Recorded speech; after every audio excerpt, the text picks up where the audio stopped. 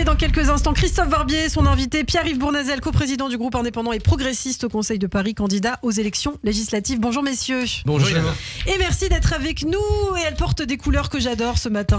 Annabelle Nakache est avec nous. Bonjour Annabelle. Bonjour à tous. Aujourd'hui nous recevons Pierre-Yves Bournazel, le boxeur poids plume, l'ancien député de la 18e circonscription de Paris, qui veut reprendre sa place en mettant KO son remplaçant, Émeric Caron, le réalisateur de documentaires qui a fait 15 entrées à l'Assemblée, le défenseur des animaux, mais pas des juifs. Ah, Caron. Caron, si tu réfléchis bien, c'est une contre-pétrie. Bon, bref. Alors, vous allez donc faire le match retour contre lui. Et en réalité, on peut dire que vous partagez la convivialité avec lui depuis des années, puisqu'il y a 10 ans, voilà ce qu'il disait de vous. Et je suis prêt. Voilà, alors je dois c'est un CV quand même un petit peu léger. Ça, c'est vous qui le dites. Oui, absolument, je le dis, je suis pas le seul, ceci dit. Attendre 50 ans pour entrer sur le terrain de la politique? Non, pas du tout. Quel âge vous avez d'ailleurs? On peut vous demander 35. Ah oui, c'est très large. 35 ans, on était large, hein. Gabriel Attal, 34 ans, Premier ministre. Jordan Bardella, 28 ans, potentiel futur Premier ministre avec 0 année d'expérience de gestion. Beau flair, Émeric Caron, hein. Vous imaginez que Biden a 3 fois l'âge de Bardella? Enfin bon. D'ailleurs, Bardella réclame la majorité absolue. Bah voyons, tu veux pas 100 balles et un Mars et un poste de Premier ministre? Ah bah si. Voilà ce que vous disiez à Émeric Caron sur votre manière de faire de la politique. C'est quoi pour vous faire de la politique de manière moderne aujourd'hui? Mais déjà, par exemple, c'est habiter l'arrondissement dans lequel on se présente. Moi, j'habite le 18e arrondissement. C'est normal. Non, mais c'est pas le cas pour tout le monde. C'est vrai. Voilà. Ah bah évidemment, ça paraît normal, hein, Émeric, député du 18e, qui habite au cœur de l'arrondissement dans un quartier populaire. Ah bah non, excusez-moi, on me dit qu'il habite Versailles. Bah pour un gars qui prône la fin des frontières et la biodiversité, on a connu plus divers et ouvert que Versailles. Mais peut-être qu'il a confondu le 78 et le 18e. Hein. Alors parlons de 18, aujourd'hui nous sommes le 18 juin. Oui, c'est vrai. Eh bah écoutez ça.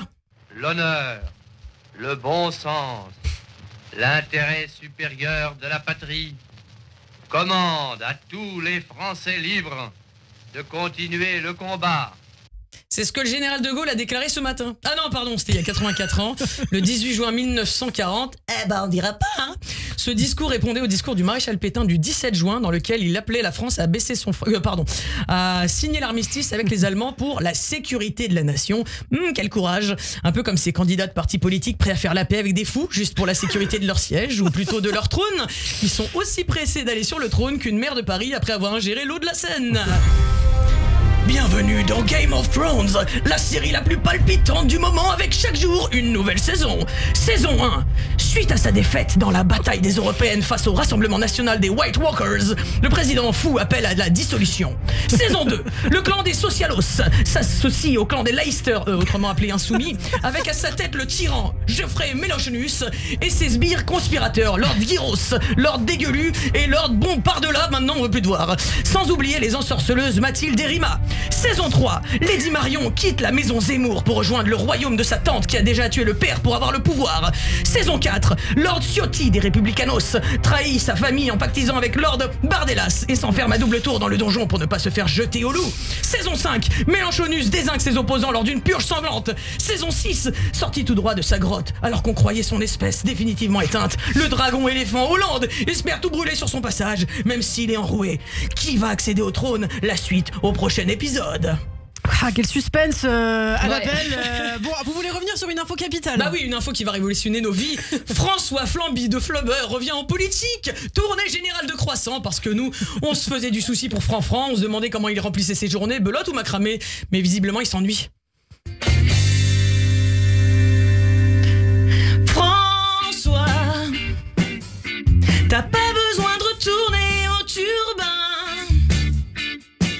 Du pouvoir t'as trop faim, t'aurais pu rester dans ton train-train quotidien. François, pourquoi est-ce que tu vends ton âme au diable? François, t'associer au LFI c'est minable. Mais la vie politique et le courage de ses idées, Annabelle, c'est des choix. Et oui, en ce moment, avec la montée de la haine du juif et d'Israël comme stratégie politique, pour les prochaines élections, nous sommes face à un choix crucial.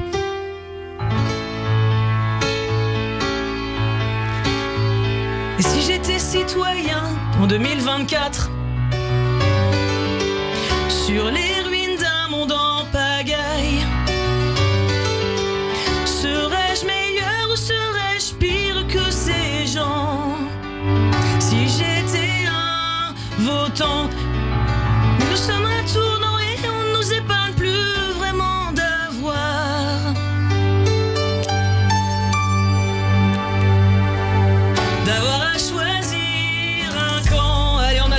monde aille mieux, que les otages reviennent. On peut toujours rêver, alors je vous souhaite une bonne journée. Merci beaucoup Annabelle Nakache, polyvalente, tant de talent en studio. Tout de suite l'invité de Christophe Barbier, c'est Pierre-Yves Bournazel. Les grands débats commencent sur